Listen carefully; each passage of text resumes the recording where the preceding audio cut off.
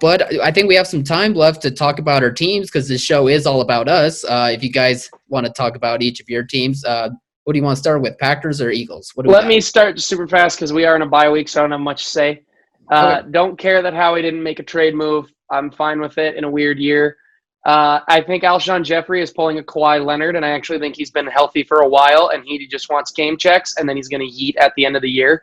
I don't think he wants to play this year, and I think he's doing that. And if he doesn't play after the bye, when he was expected to come back 3 weeks ago, he's just sore. Get out of here. I think he's pulling a Kawhi. 3, we get healthy, win the division games, rest don't matter, get me into the playoffs, we'll make some noise. That's all I care about. What can you dive into your Alshon theory some more? Because now I'm fascinated. He got an injury where he was supposed to be back at the beginning of October. He's not, and Doug just keeps saying, well, he's just not 100% yet, and I think he's sitting there watching how bad the team is and doesn't want to play. And I think he wants to leave Philly, and I don't think a trade is the way he wanted to leave Philly because we would have given him away for a bag of chips. If someone would take his contract, I think he knows that he is probably going to be cut regardless, and he wants to just get as much money as he can and then leave. So I think he's pulling a Kawhi, and he's just saying if he definitely does not play next week, that is my leading theory. Right now, if he comes back after the bye, I will change my tune a bit, but that's what I'm thinking right now. And you know what? Leave. We've got fun guy, Rager, Greg Ward. We're set for life. Get out of here. That's a way different tune than you were singing a couple weeks ago. One guy is setting records that only Terrell Owens has set as an Eagles wide receiver. He's breaking records in his first games as an Eagle ever. Guy's a stud. What's the record that he's breaking? Getting 2 catches. Yards in the first 4 games of your career. Oh, wow. I had no idea. That's awesome. I mean, he's like and he's second, up and up. He's playing he's good. second in the league, I think, if you just look at the last 4 weeks or something like that in terms of wide receiver, pretty much stats. So, And he's helping out my fantasy league or team. So thank you. Thank you for that guy. That's Nick, it. let's switch it over. Let's switch over to you, Nick. Yeah, brutal loss to the Vikings. We just didn't really come out and play the offense. It kind of, you saw it there where missing David Bakhtiari, missing Aaron Jones, missing Alan Lazard, all 3 of which could be back tomorrow. Probably not all 3 of them, but they'll be back soon. And even though Aaron played a solid game, 3 touchdowns, 0 picks, close to 300 yards, I think, had a chance to win it when we really shouldn't have at the end. You just saw that the lack of weapons when we lose one person, it can kind of catch up to you pretty quick. But really the defense just hasn't been playing up to their talent level. I'm still hopeful. Preston Smith has been just not good, and he has a very big contract.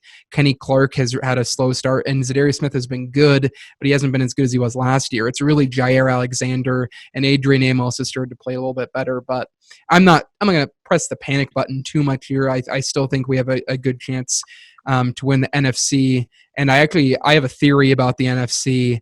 And I think there's 3 teams that can win it. I think it's the Packers, Seahawks, and Bucks.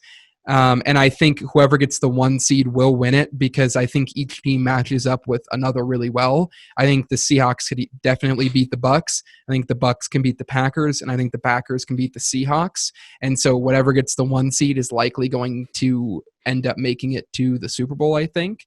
I don't really think the Eagles have a chance. Sorry, Al. Hopeful for you. Let you win this decade. But I am disappointed. I been saying it from the start of the year. I do think that we need. I thought we needed one more piece, and we didn't do that at the trade deadline.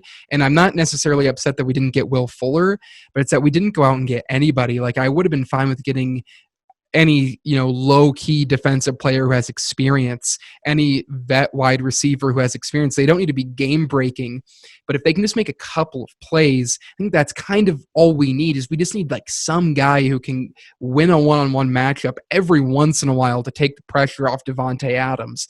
And obviously Lazard's coming back, and I understand why they did it. It was a disappointing day because I really thought they would. When you see the Seahawks making moves, the Saints and the Bucks all making moves, it's like the Packers love to talk about it. Loves to be reports that said, "Oh, we reached out to this person, nothing ever happens." And it's mainly just a larger frustration with how this whole offseason was handled. And Brian Gutekunst really just trying to say, I only want to win with players that I drafted. And he's done that ever since he got there. He kicked out Jordy Nelson, who was really good, immediately cut him. We had no reason to cut Jordy Nelson that year, but we did. And it's just kind of been a constant theme with Brian Gutekunst. I'm still very hopeful. We have a big game tomorrow night against a team we should beat that got roasted by the Seahawks, that the Eagles have beaten, and that's going to be starting Nick Mullins probably. We're going to be potentially really low on running backs because Jamal Williams tested positive for COVID, and the game could get postponed because the 49ers shut down their facilities today. But I'm not going to panic. I still think Aaron Rodgers is playing at a really high level right now. We got some things to clean up, but also it was bound to happen. Matt LaFleur started 8-0 against division rivals. Now he's 8-1. It was bound to happen that we were going to lose to one of our NFC North opponents. Like, that just doesn't happen where you sweep them 2 years in a row unless you're going up against the Dolphins, Jets, and Bills. So, and even then the Dolphins tend to pull one out, right? So it's a bummer of a loss because it puts us back in the race for the 1 seed and makes us in a lot tougher of a position. But I still think my boy right here, Aaron Rodgers, can lead us to potentially a Super Bowl. Kyle? This was a weird game for the Seahawks. This was probably the first time in a year and a half where I didn't need hard medication, where it didn't rely on the final play or the final drive. Our offense looked as good as it did all year under Russ because DK, oh my God, those two are just otherworldly. There's no other way to put it. But our defense actually looked competent. It was actually able to stop Jimmy Garoppolo. Well, I guess that's not too surprising, but I might get into that later. But it actually looked competent. I don't necessarily have my hopes up for the defense, though, because I saw in the fourth quarter when they pulled out Garoppolo and put in Nick Mullins that Mullins just did miles better than Garoppolo ever did. And our defense looked exactly like it has for the last 7 weeks. And sure, we'll have Jamal Adams finally coming back. We have Carlos Dunlap involved and Snacks Harrison. But it falls on my defensive coordinator. Like, I just still don't trust him. And just because you played well against a beat-up, 49ers team and against Garoppolo, who I'm starting to think is not as great as I paid them out to be. After realizing it in this game, I think that the 49ers are actually going to move on from him after this year. For some reason, I thought that he was actually a pretty good quarterback, but the more I see it, the more I just am not buying it anymore. So I think the Seahawks kind of proved that today, even against a defense that isn't really good stat wise, and it kind of shows on the tape, especially against Nick Mullins.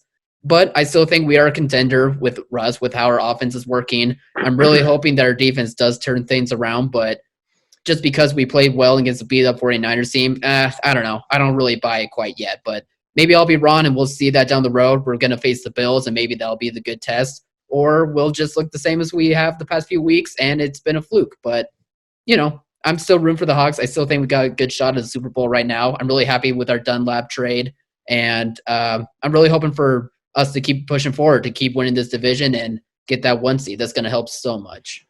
Yeah, I actually think it was a really good sign. And PFF, I saw 2 of their analysts talking about the difference between Patty Mahomes and Russell Wilson after the Cardinals game.